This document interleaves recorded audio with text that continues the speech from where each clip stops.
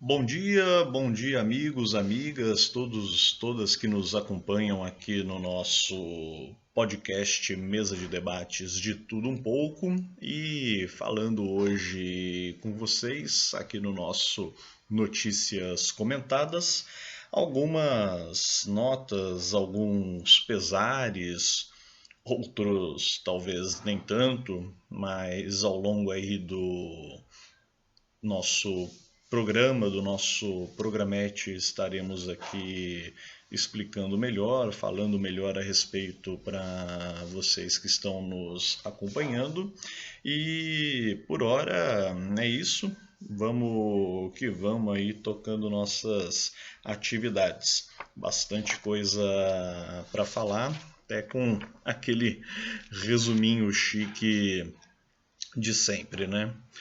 Então, minha gente, primeiramente quero saudar, fazer aí a nossa homenagem, lembrar, evidentemente, da importância, seja na questão política e principalmente na questão pedagógica, grande professora e educadora Elisete Arelaro, que nos deixou nesta semana, né, nesta virada, né, de semana aí, esses últimos dias. Infelizmente, uma pessoa que contribuiu muito para a educação, foi aí uma batalhadora, uma pessoa que conheceu, se inspirou em Paulo Freire e claro que buscou dentro da sua ocupação, do seu ofício, levar essa atividade, procurar tratar a educação como uma ferramenta de luta, uma ferramenta de transformação social e até por conta disso e conhecendo-a melhor em 2018, principalmente quando da sua candidatura para o governo do estado de São Paulo, pude então ter mais proximidade, consequentemente observar, ver os debates, as entrevistas.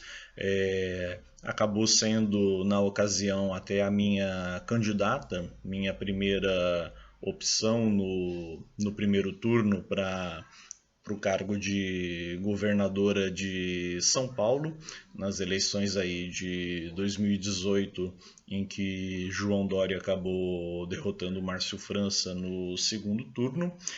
E acho que, pelo menos dos principais candidatos, das candidaturas que até então se apresentavam, era quem trazia algo de diferente, era quem trazia algo realmente oportuno para se discutir e repensar a problemática do Estado ou da falta dele, melhor dizendo, em tantos ambientes aí da vida e tantas coisas que é preciso serem bem tratadas aqui, seja no estado de São Paulo quanto no Brasil de uma forma geral. Então, como é bastante comum assim dizer, né? Professora Elisete Arelaro, presente. Então, com certeza sua inspiração aí, né? Com certeza seu legado fica. E acompanharemos aí o desenvolvimento eleitoral, o que é que o pessoal, entre outros partidos, evidentemente, estão pensando para esse 2022. Afinal, já falamos com um pré-candidato pelo PCB, aqui pegando o governo do estado. Estamos esperando também o PSTU dar alguma posição, dar alguma colocação, entre outros partidos, né? Queremos pegar aí um pouco de cada. O PT acho que está mais do que certo que deve colocar o Fernando Haddad, até por conta de pesquisas recentes apontarem um cenário em que ele derrota todos os adversários e todos os cenários são favoráveis a ele. E aqui não é claro que a pesquisa é um pouco mais aprofundada e os números precisam ser melhor analisados do que isso. De qualquer forma, é uma informação que a gente precisa trabalhar com ela, não se trata aqui de torcida para esse ou para aquele, mas é um fato, no mínimo, curioso. Você pode gostar ou não da pesquisa, acreditar ou não na pesquisa, mas é um fato, no mínimo, curioso. Acho que pela primeira vez. Inclusive em pesquisa, um candidato petista aparece em primeiro lugar na disputa aí para o governo do estado de São Paulo. Então é algo interessante aí para a gente estar também analisando e trabalhando aqui nos nossos próximos notícias comentadas e ao longo dos nossos trabalhos pelo Mesa de Debates. Outro trabalho aí que segue firme, né? Estamos aí, evidentemente, olhando nesses 4 anos de mandato do Jair Bolsonaro, nesses 4 anos de encerramento, vamos dizer assim, de um período. Também acabamos lembrando, acabamos trazendo aqui a questão, a lembrança dos 4 anos do assassinato, né? Não apenas da morte, mas da morte premeditada, da morte proposital, da morte encomendada da vereadora também do PSOL, Marielle Franco. 4 anos aí do seu caso, e uma nota aqui que eu gostaria de citar, esta do jornal Carta Capital. Vamos aqui no que se segue. STJ nega pedido para absolver acusado de assassinar Marielle. Pelo que diz aqui na nota, o ministro Rogério Schietti, do Superior Tribunal de Justiça, rejeitou nesta segunda-feira, 14, um pedido de absolvição do policial militar reformado Rony Lessa, acusado de assassinar a vereadora Marielle Franco, do PSOL do Rio de Janeiro, e o motorista dela, Anderson Gomes, há exatos 4 anos, em 14 de março de 2018. Se acatasse a solicitação da defesa, o ministro anularia a decisão que mandou Lessa ao tribunal do júri. O ex-PM está preso desde março de 2019, atualmente no Presídio Federal de Porto Velho, em Rondônia. A defesa de Lessa alegou a inexistência de provas de seu envolvimento no crime, o que, em tese, justificaria absolvê-lo ou livrá-lo do júri popular. Para Schietti, porém, há evidências que consubstanciam lastro mínimo judicializado da admissibilidade da acusação a ser desenvolvida em plenário do júri. Só uma parte, o que ele está dizendo basicamente nesse juridiquês horroroso aí, é que há, no mínimo, indícios, né, de que o cara realmente tenha cometido o crime e, evidentemente, vai ter que passar por um julgamento aí com a devida análise, o devido direito de defesa e também acusação e decisão por júri popular, né? Voltando aqui então à notícia, as instâncias ordinárias, prosseguiu, justificaram a suspeita que recai sobre o agravado acerca de crime contra a vida. O despacho está no sigilo, mas foi obtido pelo jornal O Globo. A decisão que levará Lessa ao tribunal do júri partiu da 4ª Vara Criminal do Rio de Janeiro em março de 2020. Posteriormente, o Tribunal de Justiça do Rio manteve a decisão ao rejeitar um recurso da defesa. Mas aí uma nota.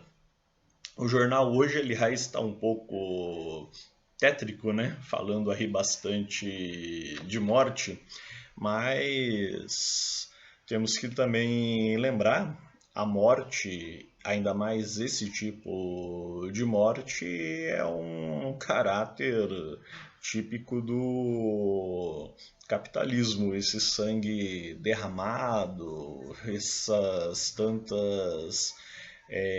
tantos ataques, essas tantas violências, essas tantas é, perseguições àqueles que lutam por algo diferente, aqueles que buscam algo diferente.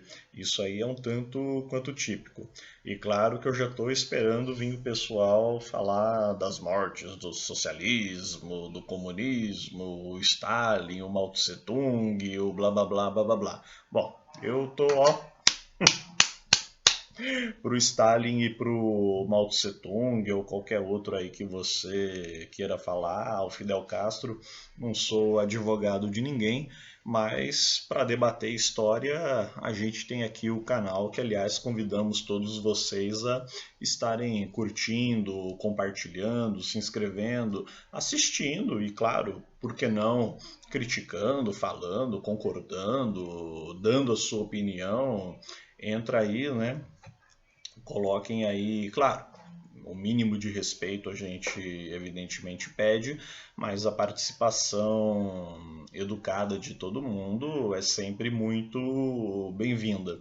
Mas de qualquer forma, estamos aí pegando um caso da Marielle Franco que mostra justamente isso, né? Uma perseguição, todo o trabalho de milícias contrários à atitude da vereadora, que acabaram culminando na sua morte e, consequentemente, do seu motorista. Ainda falando em morte, e um assunto que devemos estar tratando para não simplesmente parecer que é só mais um, ou foi uma fatalidade, ou é um caso isolado, até porque não é, já que se fala tanto do que está acontecendo na Ucrânia e deve se falar, temos que também lembrar de como está havendo uma perseguição e alguns analistas até um pouco mais, entre aspas, radicais poderiam apontar dessa forma uma espécie de faxina étnica em muitas localidades aqui do Brasil contra a população indígena. E eu digo isso baseado nessa outra nota aqui, da Carta Expressa, né? Também uma publicação também da Carta Capital. E vejam ao que diz. Jovem Pataxó reclama de festa paredão perto de aldeia indígena e é morto a tiros. Basicamente o que vocês ouviram aí. Um jovem indígena, integrante da aldeia Pataxó, foi morto a tiros no domingo 13, na cidade de Porto Seguro, após reclamar do som alto de uma festa que acontecia próximo de sua residência. Segundo informações da rádio Salvador FM, Victor Uericana, 23 anos, foi baleado ao procurar os organizadores do evento e pedir para baixarem o som que incomodava seu filho de apenas um mês de vida. Nas imediações das terras indígenas, em um trecho da BR-367, na região de Ponta Grande, acontecia a festa Sigilo Fest, realizada pela BMG Produções, segundo o flyer divulgado nas redes sociais. Nas redes, a liderança indígena Pataxó Tiara Pataxó afirmou que a Prefeitura de Porto Seguro concedeu o alvará para a realização da festa, mas que o evento não obteve apoio da comunidade. A reportagem entrou em contato com a gestão de Jânio Natal, do PSL, atualmente é União Brasil, né? Porque fundiu o Partido Social Liberal com o Democratas, formando o Partido União Brasil, né? Para confirmar a informação e aguarda posicionamento. De qualquer forma, o que é que isso mostra? Contra a decisão da comunidade, contra a decisão da população indígena que reside no lugar, da tribo Pataxó. Eles simplesmente passaram por cima da vontade, do direito dessas pessoas, dessa população, realizaram a festa, estava incomodando, né, um bebê, um recém-nascido, o pai querendo. Ele não estava nem atacando, nem agredindo, nem pedindo para que acabasse a festa ou que as pessoas saíssem de lá. Ele ainda foi simplesmente pedir que baixassem o volume e simplesmente foi morto a tiros. Foi agredido, violentado dessa forma e teve a sua vida ceifada. E o que traz a discussão aqui, meus amigos, é o quanto ao desprezo pela vida, né? E se tratando de populações indígenas e camponesa de uma forma geral, a gente tem visto aí e nos choca como que principalmente no chamado interior do Brasil, e olha que Porto Seguro nem é assim interior do Brasil, né? Mas uma região aí que o poder público acaba não se fazendo evidentemente tão presente, a gente vê situações como essas e a gente vê barbaridades todos os dias, como o fato de um jovem perder sua vida, um pai, né, um esposo, ao que tudo indica, perder a sua vida simplesmente por ter ido reclamar, e isso tem sido muito comum. Isso tem sido, infelizmente, algo corriqueiro, esse abuso, essa violência aos povos, à comunidade indígena brasileira. Até seria bom, mas isso é algo que a gente já busca fazer, né? Já fez e, claro, vai continuar fazendo. Está trazendo indígenas, pessoas aí de diversas etnias, na impossibilidade de um deles estarem vindo falar, que venha alguém que trabalha com essa questão, mas de qualquer forma abrir o devido espaço para eles colocarem aqui a realidade que a gente sequer também imagina, às vezes é muito baseado nessas notícias, mas colocar aqui uma triste realidade que infelizmente é ignorada inclusive pela grande imprensa nacional. Outro tema, né? Esse já não ignorado nem um pouco pela imprensa nacional, é a guerra da Ucrânia, né? É claro que é um tema que traz aí a comoção, evidentemente ninguém, ou pelo menos nenhum de nós, queríamos essa guerra e essa violência toda, mas a guerra de conflitos, entre outros, a guerra de versões, essa acaba sendo tão perversa quanto a outra e acaba ficando muito ruim a forma como a nossa imprensa ou a nossa grande imprensa faz a cobertura e geralmente pautada aí no que a imprensa estrangeira, em especial a imprensa ocidental e o Partido Democrata dos Estados Unidos acaba estabelecendo e criando como narrativa, criando como discurso para fomentar uma, entre aspas, russofobia mundial, né? Ser questões aí que a gente precisa tratar e tá olhando muito bem para entender um pouco melhor como a coisa está sendo desenvolvida. Realizamos várias atividades, entrevistas para estar trabalhando essa questão. É uma questão complexa, não é uma coisa que se tem aí um ponto fechado e centrado, mas o que defendemos antes de tudo é que a população tenha autonomia, tenha um levante e inclusive reconhecimento da sua própria força, da sua própria capacidade para se unir e lutar contra aqueles que são os verdadeiros culpados por essa guerra, né? Seria maravilhoso, alguns podem falar que eu estou sendo um pouco lunático, um pouco sonhador aqui, mas seria maravilhoso essa população que está na resistência, as forças armadas que estão em resistência da Ucrânia, as forças armadas que foram da Rússia, que foram rumar para a morte, e trabalhadores de ambos os países paralisassem, se unissem e, como se diz no livro, apontassem, virassem seus rifles para os seus generais, para os seus líderes, para esses que são os verdadeiros culpados pela situação, pela mazela de guerra pelo qual essa população inocente está passando, e exterminar da Rússia, da Ucrânia, essa stalinização, como alguns colocaram, né?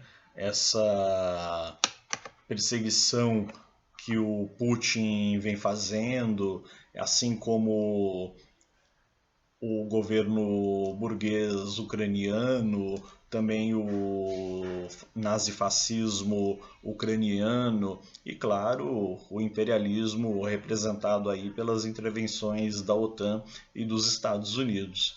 Esses sim, os grandes provocadores da guerra que a gente acaba vendo, observando aí diariamente, desde que começou, aliás, até antes mesmo de ter começado, mas claro que é um assunto complexo que continuaremos, evidentemente, dando a devida observação, né? E nessa semana falamos aí da morte, então, da professora Elisete Arelaro, também os 4 anos da morte da Marielle Franco, do jovem Pataxó, né, assassinado aí também por um motivo banal, e nossas reflexões sobre a guerra, que, querendo ou não, indiretamente também estamos falando aí,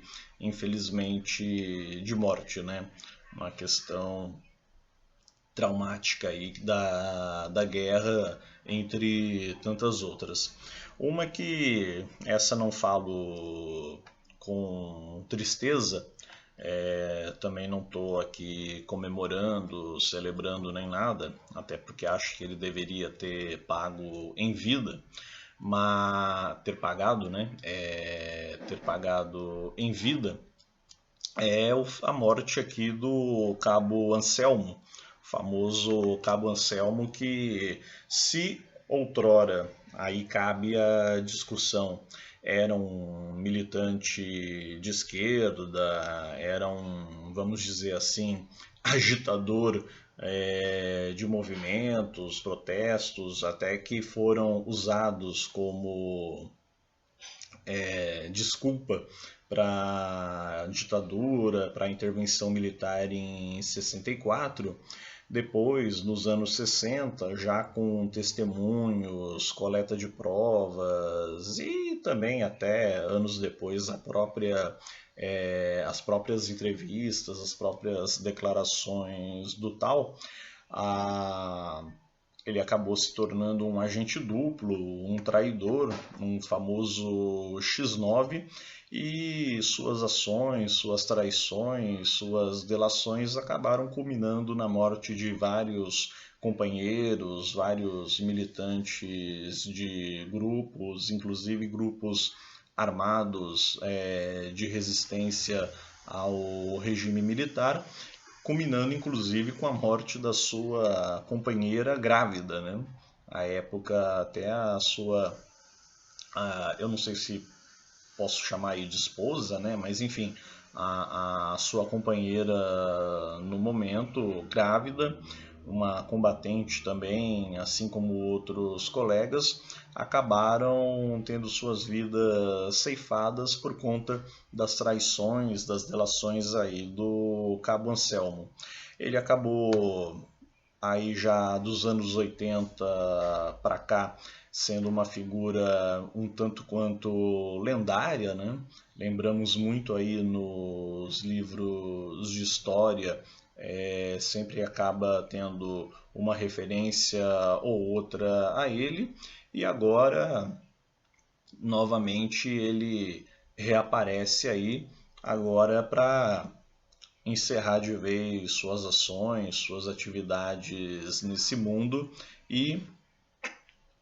mas infelizmente sem pagar pelo que fez, sem pagar pelas traições, pelos, vamos chamar assim, crimes de guerra, né? Um agente duplo que ele tem uma versão contrária, ele tem uma versão que foi obrigado, foi forçado, mas muitos indícios acabam apontando que, inclusive, talvez bem antes disso, já nos idos dos anos 60, ele já fosse um agente infiltrado. Aí é uma coisa que cabe a discussão, não vou entrar aqui no mérito da questão. Mas, Cabo Anselmo ausente. E para finalizarmos nosso Notícias Comentadas de hoje, bastante assunto, né? Bastante questão comentada. Quero falar aqui em primeira mão uma ideia do Guilherme que conversamos a respeito, fizemos uma reunião aí, inclusive, e acho que pode ser bastante interessante e oportuno, principalmente para esse momento eleitoral. Nós não temos ainda não decidimos assim ainda um nome específico, mas a princípio vai ser uma espécie, sem querer plagiar a Globo News, né? Fatos e versões, ou é fato ou é fake, né? Sem querer plagiar aí outros jornais, mas nós vamos fazer uma espécie de coletânea, de agrupamento e leitura crítica, inclusive de muitas notícias, muitas informações jogadas aí na internet, em especial Facebook, os grupos de WhatsApp, entre outros, que a turma acaba gostando da publicidade. Muitos, inclusive, tomam aquilo como referência do que é verdadeiro ou não, e evidentemente trabalham essas questões como sendo notícias coerentes, como sendo informações procedentes, e na verdade são balelas, né? Ou como tem se habituado a dizer de uns anos para cá, são as chamadas fake news. Nesse bloco que estaremos dando ao Notícias Comentadas aí ao longo do ano, a partir de hoje e em diante até o período das eleições, e claro, por que não até depois deles, né? Mas com um foco nesse fake news eleitoral. Tá aí até um nome que pode ser usado para esse bloco, né? De repente, fake news eleitoral. Mas isso são coisas que estaremos elaborando melhor para a partir da semana que vem.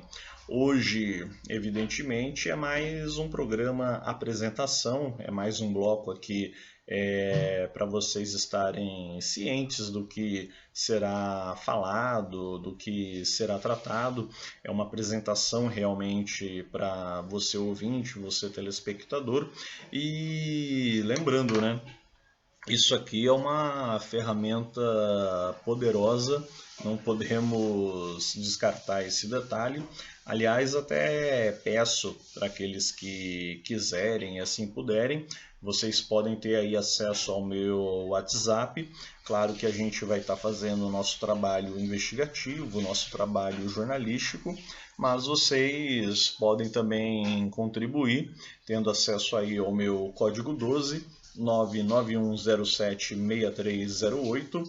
O número aparece aí também, né? Código 12 991076308 e mandar informações, notícias, aquilo que você acredita que é fake news ou tem certeza que é fake news e pode mandar para a gente para estarmos abordando, falando, criticando, analisando. Tudo isso é muito importante para o atual jogo eleitoral que nos encontramos, porque afinal de contas o momento é tenso, o momento vai ser uma verdadeira zona de guerra de informações e o bicho vai morder feio. Podem aguardar que a coisa não vai ser fácil nem um pouco.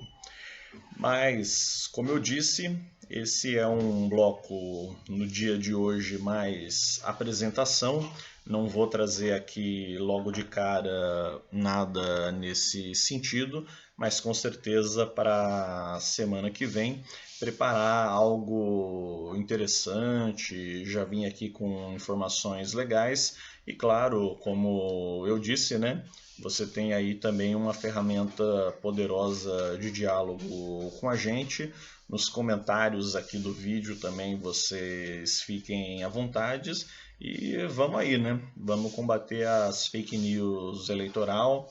Vamos falar também aí da questão das urnas eletrônicas, do voto impresso, do voto gravado nas urnas, ou que tal partido está sendo privilegiado, ou que tal grupo político comprou o Superior Tribunal Eleitoral.